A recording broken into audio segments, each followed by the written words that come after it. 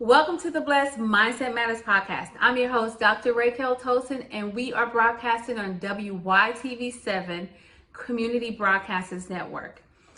And you know, at WYTV7, we empower, we encourage, we educate. And if you have been enjoying the Blessed podcast, I need you to do me a favor. Go to www.wytv7.org. Hit that donate button so we can continue to be here and present to you all the good stuff that we have for you. And we also feed families and we send kids to college. So go hit the donate button. All right, so it's 2022. Numerologically, it's the number 6. It's the universal number of 6. 6 represents family, cooperation, love. And then the 2s, I didn't even talk about this, but the 2s, 2 is a, lovely number. Couples, love. This is a love year. And my guest today is my son. You guys know him, Larenz, and his fiance, Diamond. Welcome to the Blessed Podcast, guys. Hello. So Larenz did a thing. I did a thing. He did a thing. Diamond showed the ring. He put a ring on it. He asked Diamond to marry him. And so what I want to talk about today, in line with families, what we've been talking about, I wanted to know what millennials, people in their 20s, because I know some millennials are turning 40, okay? Some millennials are turning 40. But 20-something millennials and just 20-something people in general, I wanted to know when they think about getting married, family, I wanted to know what they thought about. So I don't know if you guys saw, but Will Smith, he portrayed Richard Williams, the Serena and Venus's father, and King Richard.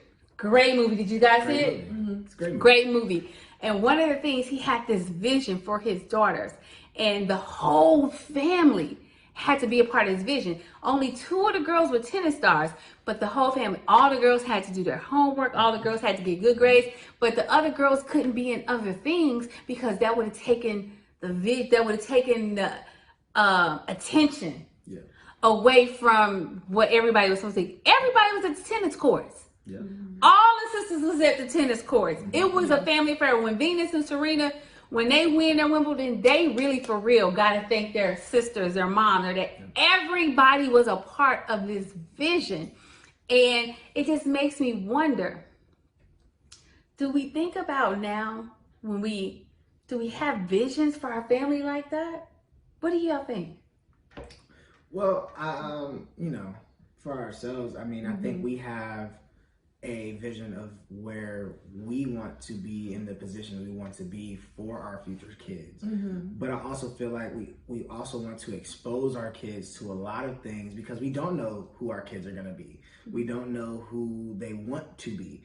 And I think something that I've learned from you is that expose them to a lot of things. And let them choose when the time comes to make those decisions for themselves. But the exposure in itself is kind of the guiding way, and we can have ideas about that. Yeah, I agree. It's really interesting because he said he got that from me, but let me just share. And I'm just going to be transparent. So as a mother, I did expose him to things, but I saw what he was good at and what he might not have been that good at. He happened to be good at a lot of stuff. Like, he was good at sports, so I exposed him to sports. Let him decide. He was like, football wasn't for him because he was too broke down. He was like, oh, this hurts. I don't want to do this. Baseball is probably looking good right now.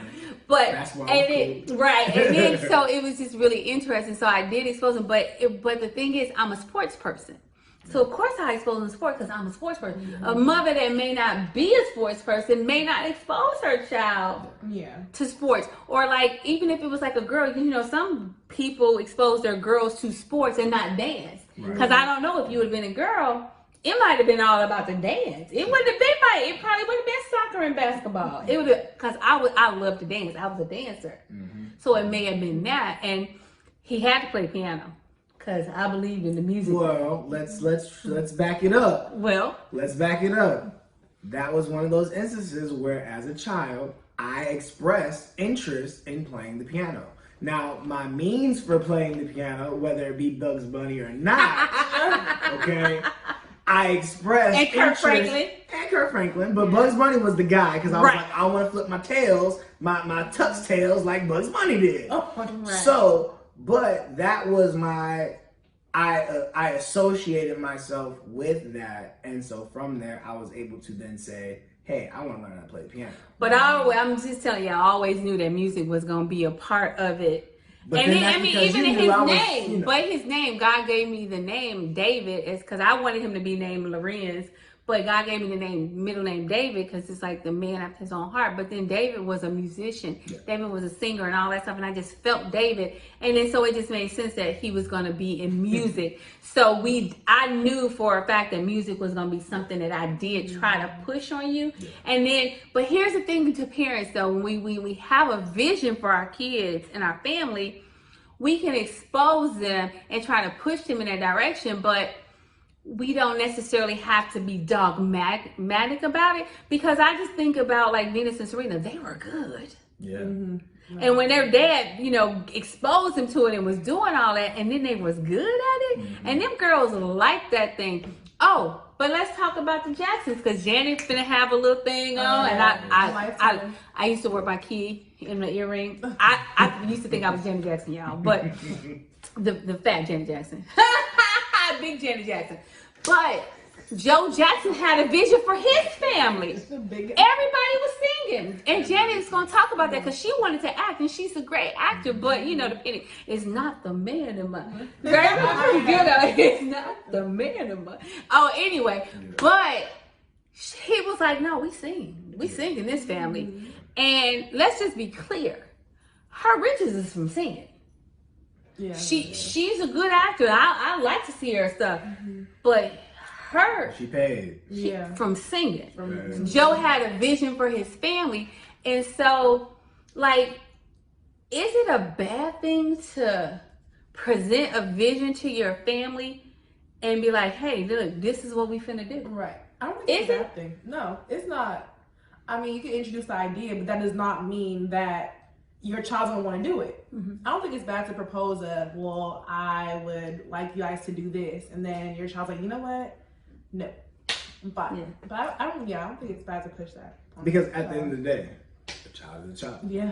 A child is a child. And they don't know nothing. They don't know nothing. Wait a minute. Tiger Woods' son. I don't know if y'all heard this. This baby can play. He can play.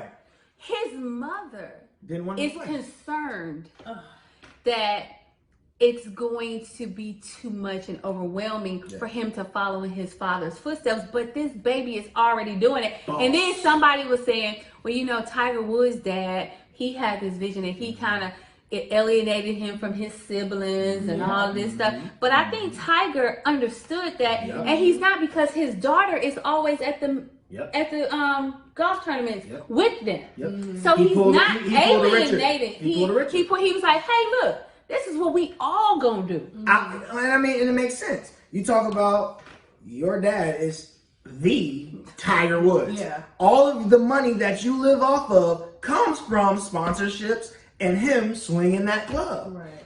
When you were a baby, all you saw was your daddy practicing in the backyard, putting, chipping, going to the driving range. This is what you grew up with. And so I think it also depends on just family dynamic.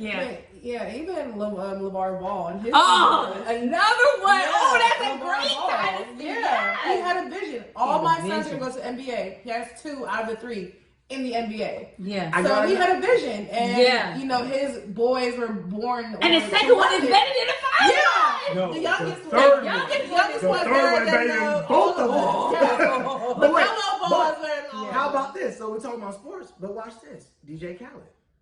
His son, Ahmad, he got producer credits, and he wasn't even talking. Beyonce, yeah, Blue, but I think think Blue Ivy is going more so towards the Adidas, more of the fashion stuff. But I'm saying, but when she was a baby, she was on the thing, but and so she was a part of it. Both Jay-Z and Beyonce. But even Steph and Steph Curry, their dad played basketball. That's two. Yeah. Even Travis Kelce, his Yes, brother, the family. So it's just kind of like. There's a whole lot And of then football even Cooper families. Cup, his dad was a pro football Let's talk about player. the Paytons. The Paytons. Yeah. The Mannings. The Mannings, Right. yeah. The Mannings. The The Mannings. Mannings. Exactly. The Barbers. Rondé. Robbers. Who else? The defensive players. Well, there's two defensive and then the one running back. Oh man. But basically, yes. what we're saying Yes. is having a vision for your family is not. And okay, so we're talking about like all of these like kind of fancy, where you make a lot of money. Yeah. But in our family, Teaching.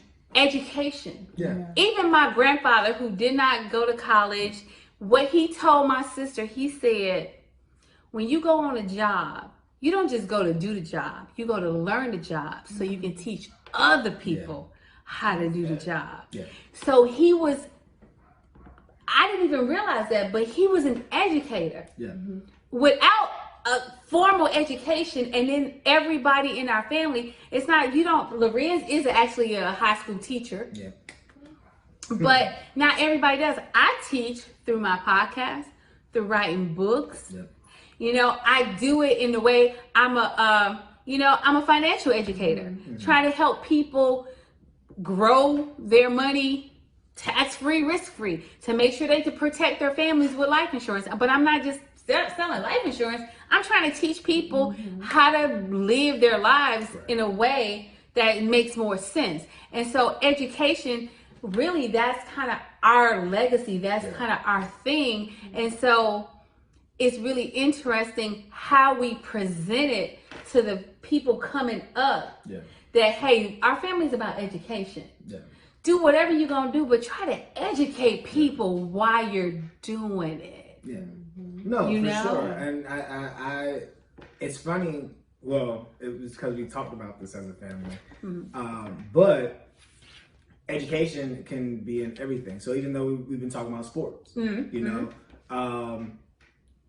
just because you play that sport, you might not be the best player, but you might have the IQ and the understanding of that game where your path ain't to actually play the game, but it's to coach the game. That part. Or being a general manager. We don't talk about that a lot, especially in Black families, because it's really hard to do that. But they hire GMs about how to manage a team. Right. And to have a management system, because you can educate the people under you on how we run this organization. Right. You see what I'm saying? So, but it's also something that was it's one of those hereditary things. I think these are traits and skills that are passed down through families and generations. It's lineage. And I think, honestly, I have a very strong sense that if we were to really go way back, when we talk about the lost generations of, African Americans and slavery and all that stuff, I really feel that if we were to go way back, I wouldn't be surprised finding our lineage in Timbuktu. Teaching. And the mecca of education, of academia, because we just got it. And because I was a musician. I didn't go in thinking that I was. I am a musician, but I didn't come out of high school or college thinking that I was going to be a music teacher.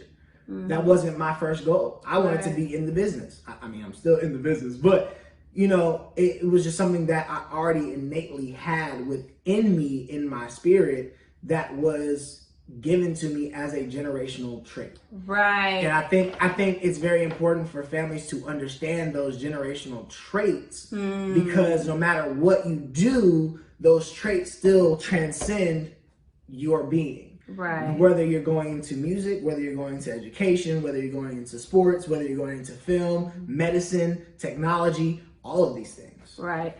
So we need to take a break. We will be right back. Hey, don't sleep on us. Come back, because we got more.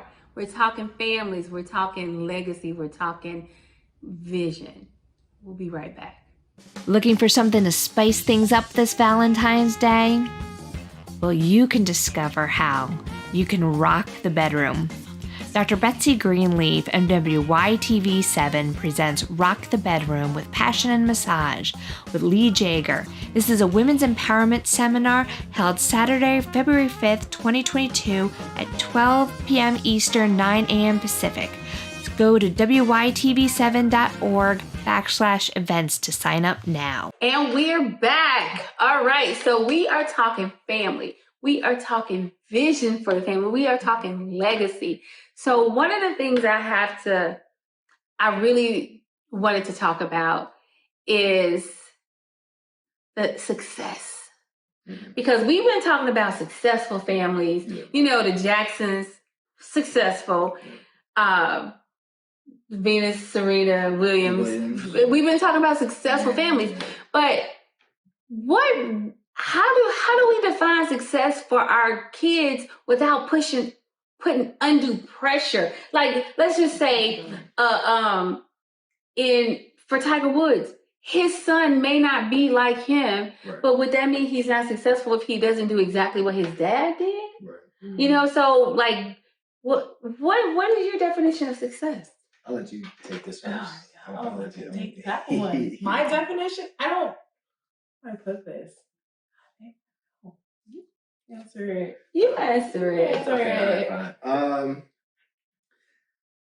It depends.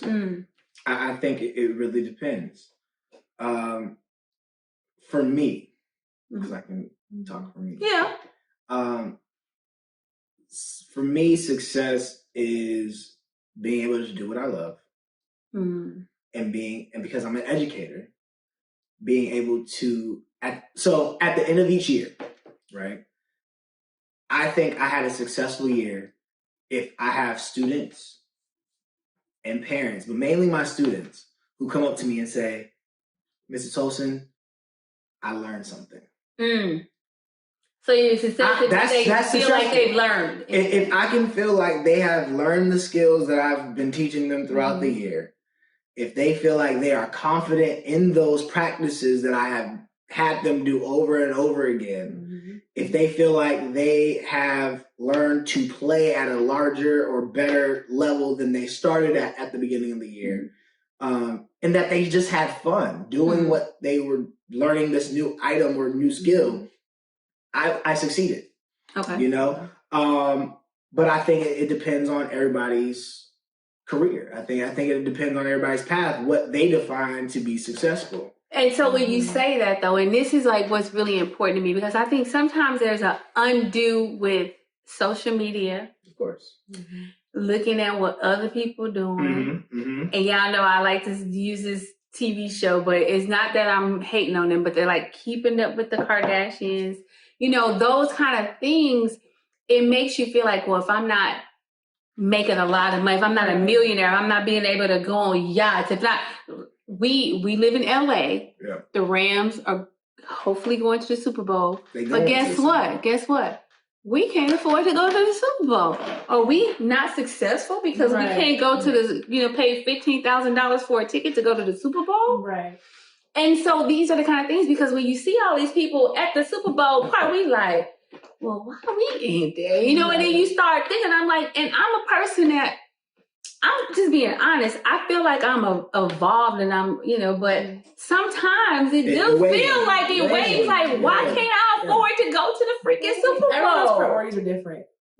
Well, I mean, but even still, but it's just like I enjoy watching the game, and it's in LA, and the LA home team go play, and it's like, what do I need to do? What am I not doing? And it's like, and you get caught up. Yeah. And so I understand, like, I'm not, I'm just saying, being honest, things around you can make you feel like you're not successful. And I can tell you for a fact, as millennials,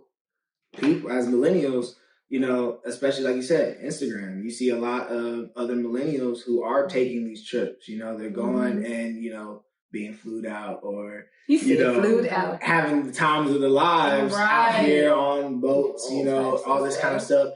And even we have moments where we're like, we have access to go places. I work a job that allows us to travel for free. But even then, there are still times where we say, maybe this ain't the weekend to go. Yeah. So, but does that still mean that we aren't successful? No.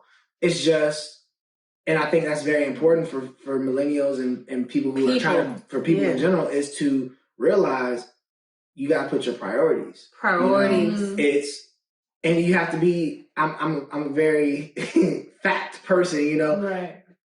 I'm a realist. There you go. I'm a realist. I'm a hopeful realist. I put that. I'm an optimistic realist. I told you that the other day. But can we afford to do that right now? Right. Is it something that we really need to do, or can we actually be at home and build on the things we need to build on in order that not to just take a weekend, but a week? But we do that a lot. I plan things. I'm like, you know what?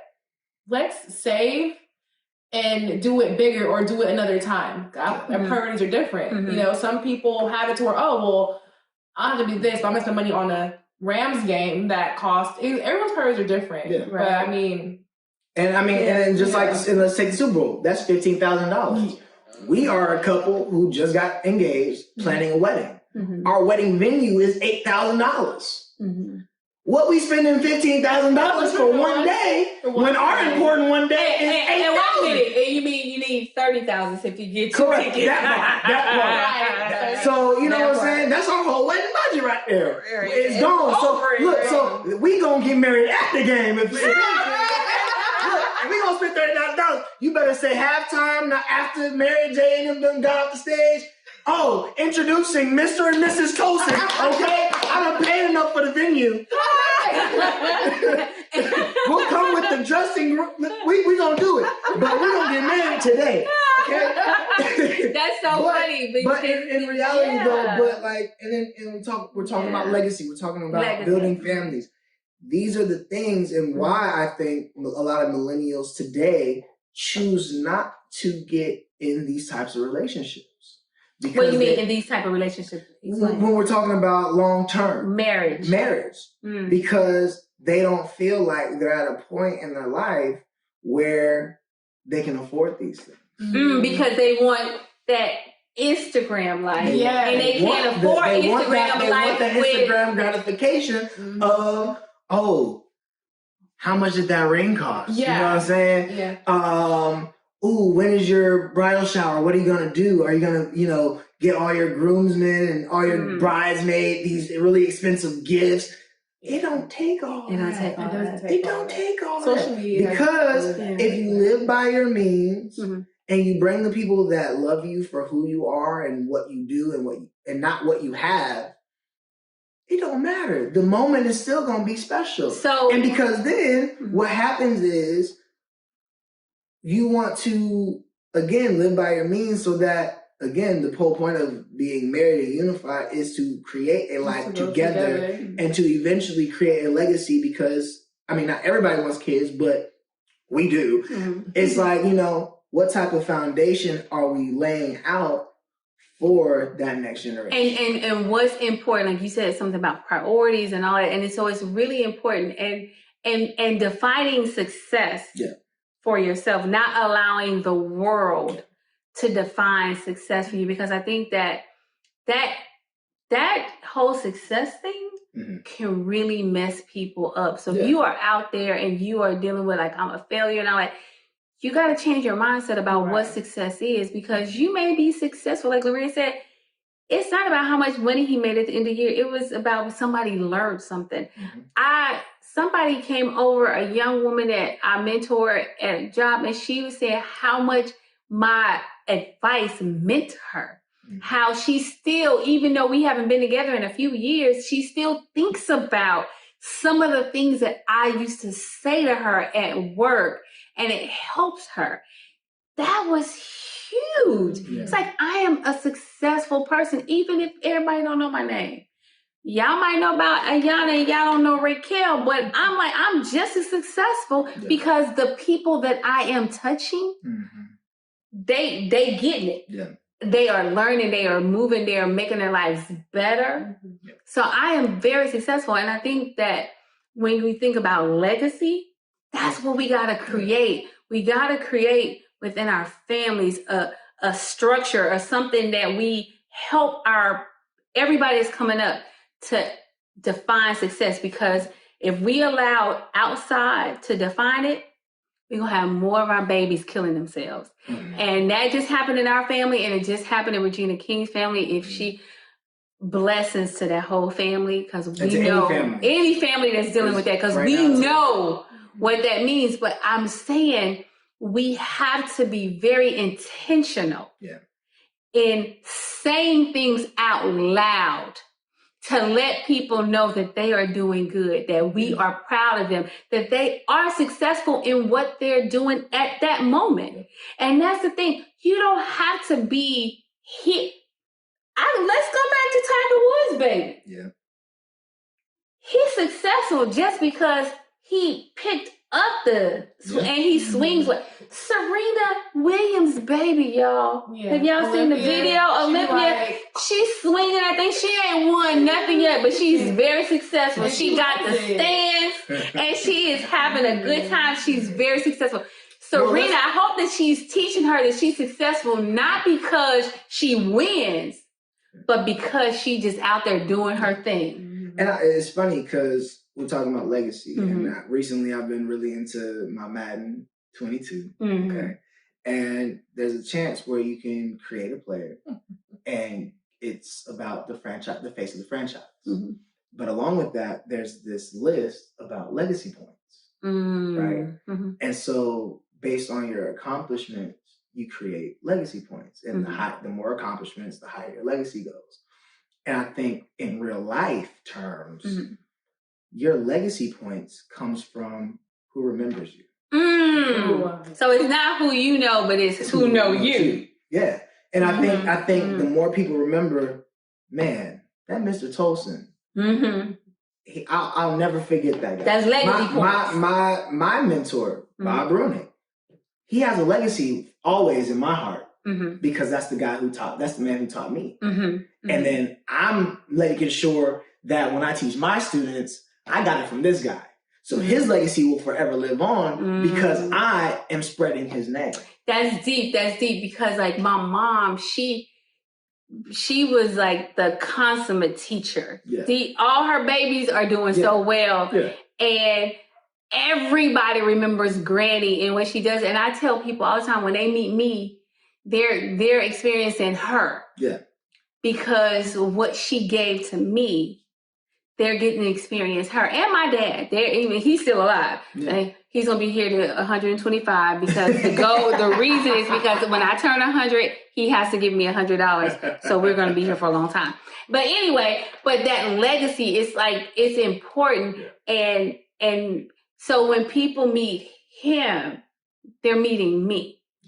And what I'm imparting in him, he's going to impart in them. And then their kids are going to. And so I live on forever through the family. And that's why I think it's so important that when people get together, these young people, that it's not, you got to be in love. Love is cool.